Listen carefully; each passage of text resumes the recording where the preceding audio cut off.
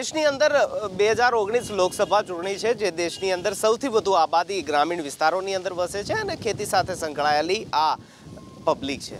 ખાસ ત્યારે ગામ લોકોનો ખેતી કરતા લોકોનો મૂળ જાણવો જરૂરી છે અને તેને લઈને સાણંદનું આ ખીચા ગામમાં અમે પહોંચ્યા છીએ અને ગામના જે ગામ લોકો છે ખેતી સાથે સંકળાયેલા જે લોકો છે આપણી સાથે છે તેમની સાથે જાણશું કે 2019 લોકસભા ઇલેક્શનને લઈ તેઓ શું કહી રહ્યા છે અને ખાસ જ્યારે ખેતીની વાત છે ખેડૂતોની વાત છે ગ્રામીણ વિસ્તારોની વાત છે ત્યારે આ લોકોના કેટલા અચ્છેદીન આવ્યા છે। ખાસ 5 વર્ષની સરકાર રહી ખેડૂતોના કેટલા અચ્છેદીન શું કહેવા માંગુ? ખેડૂતો તો હંમેશા જ્યારથી મોદી સરકાર આવી ત્યારથી ભાજપ બાજુ જ છે। 2001થી માંડી અમારે ખેડૂતોની એટલી શાંતિ હતી પાણીની, અમારી મેન સમસ્યા એટલા પાણી, તો 2001થી માંડી આજ સુધી પાણીનો એકદમ અમારે શાંતિપૂર્વક આવતું હતું અને જ્યારથી મોદી સરકાર દિલ્હીની સીટમાં ગયા ત્યારથી આ ગામડાના સાણંદ, બાવળા, ધોળકાનો દસકોઈ આ જે તાલુકાઓ છે અહીંયા આગળ પાણી જ નથી મળતું 3 વર્ષથી। તો અમારી સમસ્યા પહેલે જ પાણીની છે, નહીંતર અમે તો મત તો ભાજપને જ આલવાવાળા છીએ ને ભાજપને જ આલશું।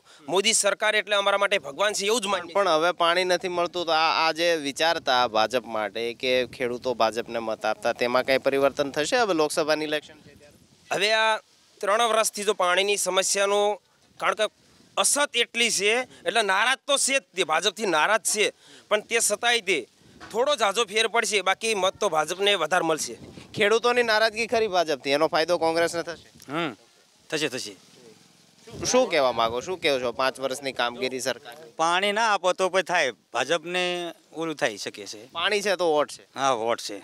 ખાસ તમને દાદા પૂછવા માંગુ કે 4 વર્ષની સરકારની વાત રહી કે એવું કહેવાતું કે ખેડૂતોની આવક બમણી થઈ જશે।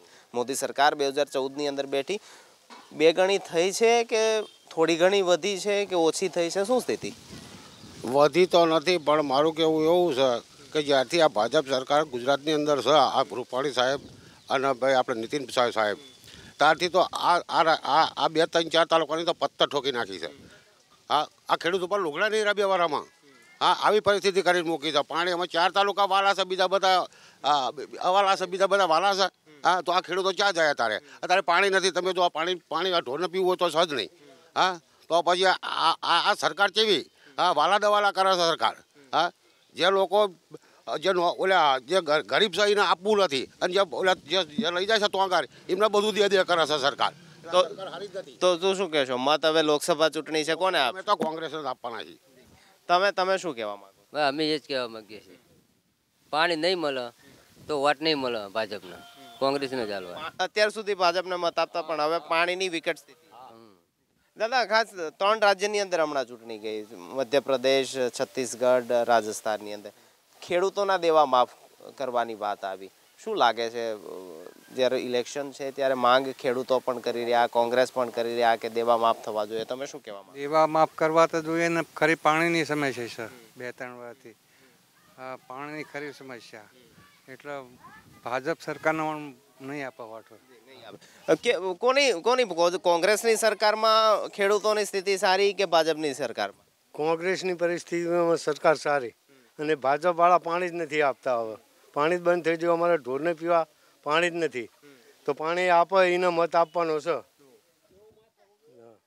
તમે શું કહો?